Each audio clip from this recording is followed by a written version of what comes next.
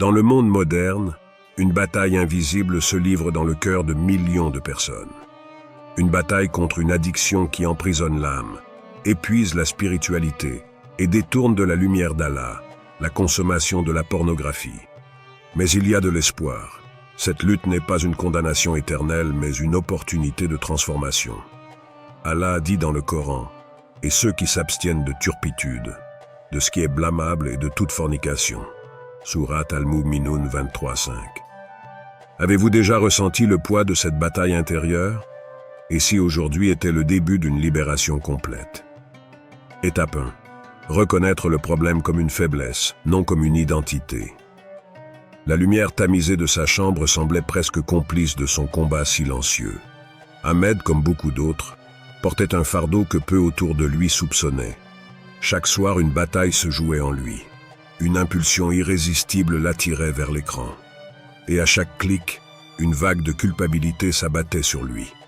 La honte devenait un mur invisible qui l'éloignait de la mosquée, des rassemblements familiaux et surtout de sa prière. Ahmed se sentait comme un étranger dans sa propre vie, coupé du pardon divin. Chaque matin, il se jurait que ce serait la dernière fois. Mais chaque soir, il retombait. Cette spirale semblait sans fin. Peut-être qu'Allah m'a abandonné, pensait-il, le cœur lourd. Mais un jour, alors qu'il scrollait sans but sur son téléphone, il tomba sur un hadith du prophète Muhammad. Paix et bénédiction soient sur lui. Tous les fils d'Adam commettent des péchés, et les meilleurs de ceux qui commettent des péchés sont ceux qui se repentent. Ahmad at-Tirmidhi. Ces mots résonnèrent en lui comme un éclair dans une nuit sombre. Pour la première fois, Ahmed comprit que ses péchés n'étaient pas une condamnation éternelle. Ils étaient une opportunité, un appel à revenir à Allah. Ce fut un moment de transformation, une lueur d'espoir dans un cœur obscurci. Dans notre société, il est facile de laisser nos erreurs nous définir. On commence à se dire « Je suis faible, je suis indigne, je suis irrécupérable ». Pourtant, le Coran nous rappelle « Ô mes serviteurs qui avez commis des excès à votre propre détriment, ne désespérez pas de la miséricorde d'Allah, car Allah pardonne tous les péchés. » Sourate Az-Zumar 39-53. Les paroles d'Allah nous enseignent une vérité fondamentale. Vous n'êtes pas vos péchés. Vos erreurs ne sont pas votre identité. Elles sont simplement des failles, des tests dans votre cheminement spirituel. Imaginez un miroir brisé. Chaque fissure reflète une partie de votre image, mais ce n'est pas vous dans votre entièreté. De la même manière, vos péchés ne sont qu'une fraction de votre humanité. L'islam nous enseigne que reconnaître cette faiblesse est le premier pas vers la guérison. Quelles étiquettes portez-vous aujourd'hui? Sont-elles un reflet de votre réalité ou des illusions que vous avez acceptées comme vraies? Retournez aux origines de l'humanité. Adam, paix soit sur lui, le père de l'humanité, commit une erreur en mangeant du fruit interdit. Mais Allah n'a pas défini Adam par cette erreur. Au contraire, Adam fut honoré parce qu'il reconnut sa faute et implora le pardon divin avec ces mots. « Ô notre Seigneur, nous avons fait du tort à nous-mêmes. Et si tu ne nous pardonnes pas et ne nous fais pas miséricorde, nous serons très certainement parmi les perdants. » Sourate Al-Araf 7-23. Cette histoire n'est pas seulement un récit ancien. C'est un rappel puissant que même dans nos plus grandes chutes, il y a une main divine tendue pour nous relever. Si Adam, honoré parmi les prophètes, a trébuché et trouvé le pardon, qu'est-ce qui vous empêche de croire que le pardon d'Allah est aussi à votre portée? Ahmed commença à voir ses péchés comme des tremplins plutôt que des chaînes. Il réalisa que chaque échec pouvait devenir un appel à revenir plus fort vers Allah. Il décida de transformer sa culpabilité en motivation. Chaque soir, au lieu de se jeter dans la tentation, il commença par une prière sincère. « Ô Allah, je suis faible, mais toi, tu es fort. Renforce-moi et pardonne-moi. » Il se rendit compte qu'il ne s'agissait pas d'éradiquer son problème du jour au lendemain, mais de s'engager dans un processus de transformation. Chaque jour où il résistait un peu plus longtemps était une victoire. Chaque jour où il implorait Allah, même après une chute, était une preuve de sa foi grandissante. Essayez d'identifier les moments où vous vous sentez vulnérable. Au lieu de céder, Prenez ces instants comme une opportunité de faire un doua. Faites de votre faiblesse un outil pour renforcer votre lien avec Allah. Ahmed réalisa que la repentance n'était pas une corvée, mais un acte d'amour. Chaque fois qu'il posait son front sur le tapis de prière, il sentait une proximité avec Allah qu'il n'avait jamais connue auparavant.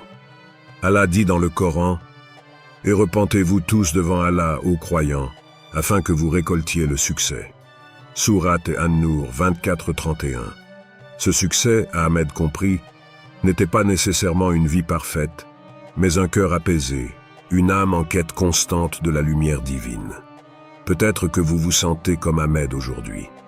Peut-être que vos luttes vous ont éloigné de votre véritable essence. Mais rappelez-vous, Allah est plus proche de vous que votre veine jugulaire. Et il attend que vous reveniez à lui. Prenez un moment aujourd'hui. Posez votre front sur le sol et dites ces mots. « Ô Allah, je viens à toi avec mes failles, mes luttes et mes espoirs. Guide-moi, pardonne-moi et rapproche-moi de toi. » Étape 2. Se rappeler constamment de la présence d'Allah, taqwa. Fermez les yeux un instant.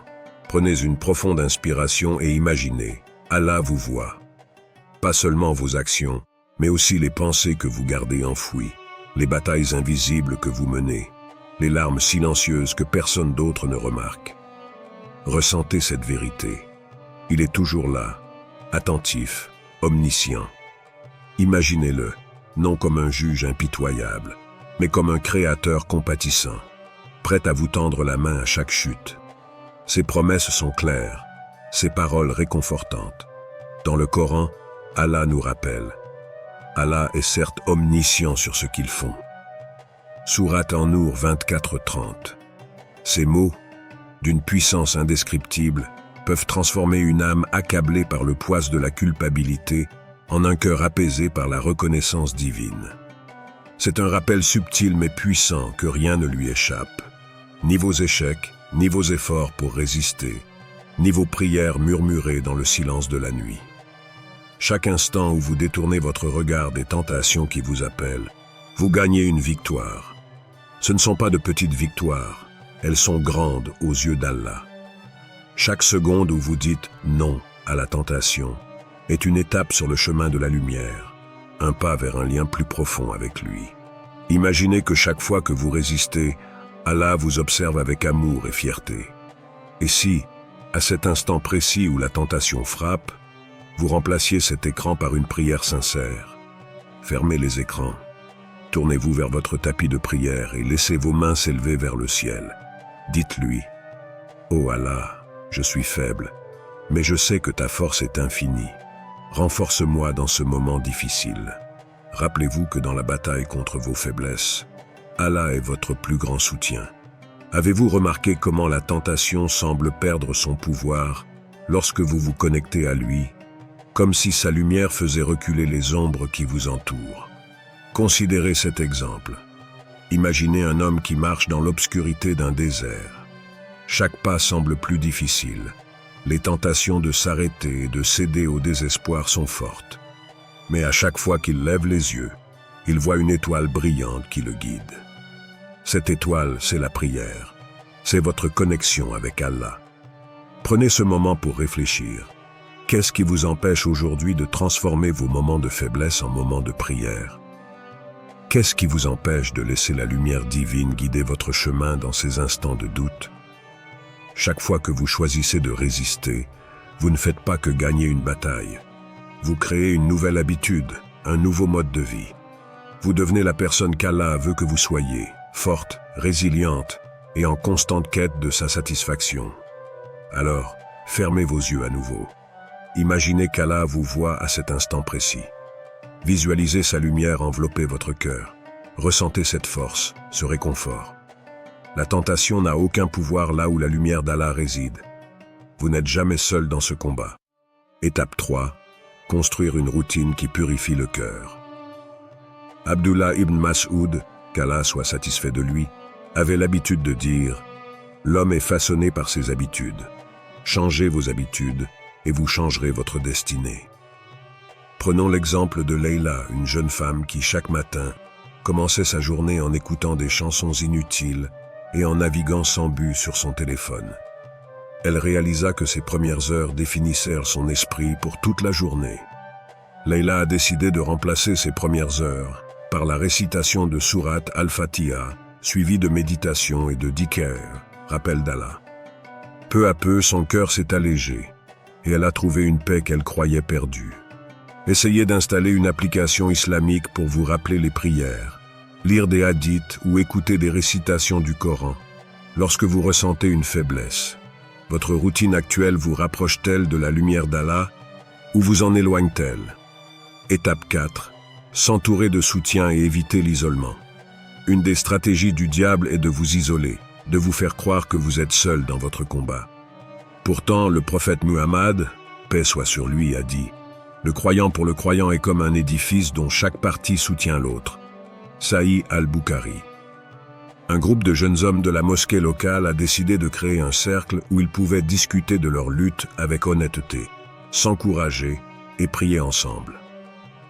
Ils appellent cela les gardiens de la pureté. Ils ont découvert que partager leur lutte leur a donné la force de les surmonter. Trouvez un frère ou une sœur en qui vous avez confiance pour parler ouvertement. Et si le simple fait de partager votre lutte avec quelqu'un devenait la clé de votre libération? Étape 5. Chercher le pardon d'Allah et ne jamais abandonner Allah est le plus miséricordieux, le plus aimant. Il a dit, ô mes serviteurs qui avez commis des excès à votre propre détriment, ne désespérez pas de la miséricorde d'Allah, car Allah pardonne tous les péchés. Sourate Az-Zumar 39-53. Imaginez-vous comme un voyageur dans un désert, assoiffé et perdu. Vous apercevez une oasis au loin, mais chaque fois que vous vous rapprochez, vous trébuchez et tombez. Pourtant, l'oasis reste là, vous appelant, vous attendant. L'oasis, c'est la miséricorde d'Allah. Chaque prière, chaque larme versée dans la solitude, chaque fois où vous posez votre front sur le sol en soumission, c'est un pas vers cette oasis. Et si votre combat devenait la plus belle histoire de votre retour vers Allah? Le chemin pour combattre la pornographie n'est pas facile, mais il est possible. C'est un voyage qui vous transformera, renforcera votre foi et vous rapprochera de la lumière divine. Rappelez-vous que chaque instant de faiblesse peut être transformé en un instant de force par la volonté d'Allah. Vous n'êtes pas seul, et avec l'aide d'Allah, vous êtes capable de vaincre. Si cette vidéo vous a inspiré, partagez-la avec un ami ou un être cher qui pourrait avoir besoin de ce message. Ensemble, construisons une communauté où la lumière surmonte les ténèbres.